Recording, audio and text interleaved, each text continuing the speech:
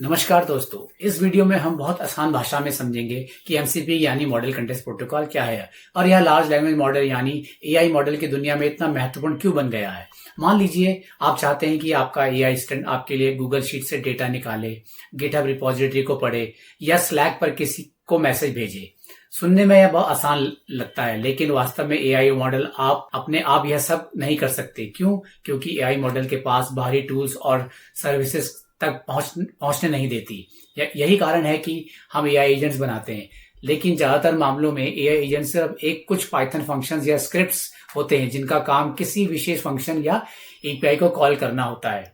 यानी AI agent कितना भी स्मार्ट क्यों ना हो, अगर आपके पास बाहरी दुनिया से जुड़ने का तरीका नहीं है तो वह सीमित ही रहेगा। इसका उदाहरण से समझते हैं। सोचिए आपके पास दुनिया का सबसे बुद्धिमान इंसान है, लेकिन उसके पास हाथ नहीं है, ना पैर है। वह सोच तो सकता है, लेकिन कोई काम खुद नहीं कर सकता। ठीक यही स्थिति लार्ज लैंग्वेज मॉडल की भी होती है। एआई मॉडल के पास ज्ञान है, वो सोच सकते हैं, जवाब भी दे सकते हैं, लेकिन अपने आप किसी बाहरी टूल्स का उपयोग नहीं कर सकते। एआई एजेंट उन्हीं फंक्शन को चलाने की क्षमता देते हैं, लेकिन उन्हें यह नहीं बताते कि कौन सा टूल्स किस काम के लिए कौन सा फंक्शन कब कॉल करना है या किस सिस्टम से सही जानकारी को प्राप्त करनी है। अगर आपके पास किसी एआई मॉडल को कई अलग अलग टूल्स से जोड़ना हो तो हर बार आपको एपीआईज लिखनी पड़ती है, ऑथेंटिकेशन संभालना पड़ता है, वेब हुक्स बनाने पड़ते हैं और यही प्रक्रिया हर नए टूल्स और नए एआई मॉडल के लिए दोहरानी पड़ती है। यही समस्या हल करने के लिए एमसीपी यानी मॉडल कंटेक्स्ट प्रोटोकॉल बनाया गया है। एमसीपी एक ओपन स्टैंडर्ड है जो एआई मॉडल को बाहरी टूल्स और सर्विसेज से जोड़ने का एक सुरक्षित और व्यवस्थित तरीका देता है। इसे आप यूएसबी पोर्ट की तरह समझ सकते हैं। जैसे यूएसबी के जरिए आप अलग अलग डिवाइसेस आसानी से दूसरे से जोड़ते हैं, वैसे ही एमसीपी एआई मॉडल और एक्सटर्नल एप्लीकेशन के बीच में एक स्टैंडर्ड कनेक्शन उपलब्ध कराता है। एक उदाहरण लेते हैं। अपने घर में वाईफाई के बारे में सोचिए। आपका मोबाइल, लैपटॉप, स्मार्ट टीवी और बाकी सभी डिवाइसेस एक ही वाईफाई स्टैंडर्ड का उपयोग करके इंटरनेट से जुड़ते हैं। आप कल्पना कीजिए, अगर भविष्य में एमसीपी वेब एक स्टैंडर्ड टेक्नोलॉजी बन जाए तो कोई भी एआई मॉडल आपके एप्लीकेशन या वेबसाइट से उसी स्टैंडर्ड तरीके से जुड़ सकेगा। यही वजह है कि एमसीपी को वेब की अगली बड़ी तकनीकी माना जा रहा है। अब सवाल आता है, एमसीपी वास्तव में क्या करता है? सरल शब्दों में एमसीपी एक ऐसा फ्रेमवर्क है जो आपके एप्लीकेशन और एआई मॉडल के बीच कम्युनिकेशन स्थापित करता है। आप अपने एप्लीकेशन को एमसीपी के माध्यम से एक एमसीपी सर्वर में बदल देते हैं।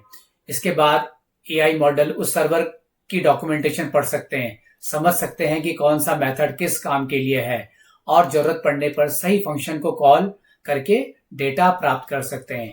एमसीपी की सबसे अच्छी बात यह है कि सिर्फ एक सर्वर तक सीमित नहीं है। आप एक साथ कई एमसीपी सर्वर जोड़ सकते हैं। मान लीजिए एक सर्वर आपका डेटाबेस से जुड़ा है और दूसरा गिटहब की जानकारी दे रहा है और तीसरा किसी प्रोजेक्ट मैनेजमेंट टूल से अपडेट भेज रहा है।